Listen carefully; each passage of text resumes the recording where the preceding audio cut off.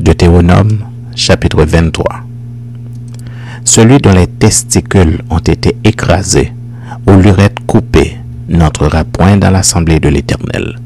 Celui qui est issu d'une union illicite n'entrera point dans l'assemblée de l'Éternel. Même sa 10e génération n'entrera point dans l'assemblée de l'Éternel.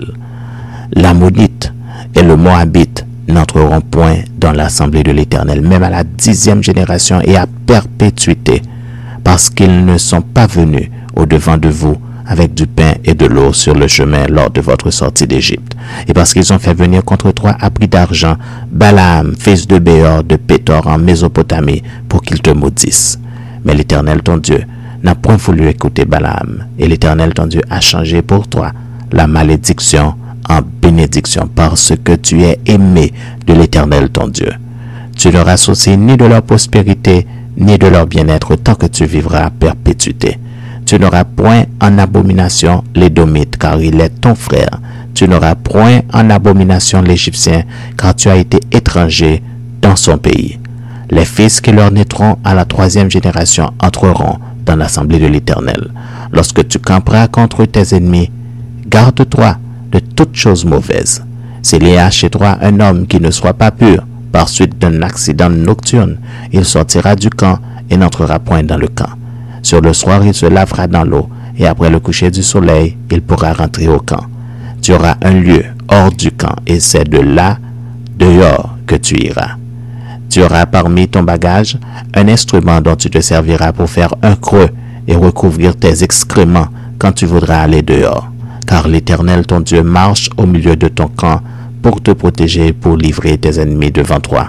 Ton camp devra donc être saint, afin que l'Éternel ne voie chez toi rien d'impur et qu'il ne se détourne point de toi. Tu ne livreras point à son maître un esclave qui se réfugiera chez toi après l'avoir quitté. Il demeurera chez toi, au milieu de toi, dans le lieu qu'il choisira, dans l'une de tes villes, où bon lui semblera. Tu ne l'opprimeras point. Il n'y aura aucune prostituée parmi les filles d'Israël, et il n'y aura aucun prostitué parmi les fils d'Israël. Tu n'apporteras point dans la maison de l'Éternel ton Dieu le salaire d'une prostituée, ni le prix d'un chien pour l'accomplissement d'un vœu quelconque, car l'un et l'autre sont en abomination à l'Éternel ton Dieu. Tu n'exigeras de ton frère aucun intérêt, ni pour argent, ni pour vivre, ni pour rien de ce qui se prête à intérêt. Tu pourras tirer un intérêt de l'étranger, mais tu n'en tireras point de ton frère, afin que l'Éternel ton Dieu te bénisse dans tout ce que tu entreprendras au pays dont tu vas entrer en possession. Si tu fais un vœu à l'Éternel ton Dieu, tu ne tarderas point à l'accomplir, car l'Éternel ton Dieu t'en demanderait compte, et tu te chargerais d'un péché.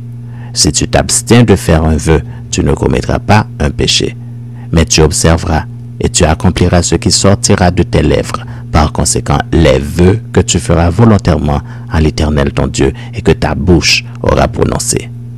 Si tu entres dans la vigne de ton prochain, tu pourras à ton gré manger des raisins et t'en rassasier, mais tu n'en mettras point dans ton vase. Si tu entres dans les blés de ton prochain, tu pourras cueillir des épis avec la main, mais tu n'agiteras point la faucille sur les blés de ton prochain.